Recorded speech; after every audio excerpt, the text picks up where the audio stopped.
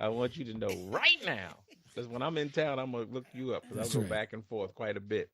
But Dr. Audrey, Sharon Audrey, we appreciate you so much for coming on board and sharing your wisdom Ah, with get us, it. and Wisdom. hopefully and helping JT out with his three teeth. Yeah, JT needs Um, some help. All right. Thank you. so Thank thank you you. for having me again. And folks, you know, make sure you take care of yourself. In all seriousness, we joked a lot, but we also touched on some really serious points and some things that can make a difference in your life and your loved one. If you're one of those folks whose breath is humming, but but we've learned some great tips from Dr. Audrey and Susan and the Chief. Yes, sir. As always, we want to thank you all for allowing us to give it to you Straight, straight, no no chaser. chaser. Chaser. Bye.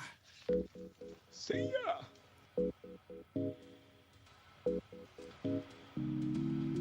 You've been listening to Straight No Chaser. So join us next week for more hot topics.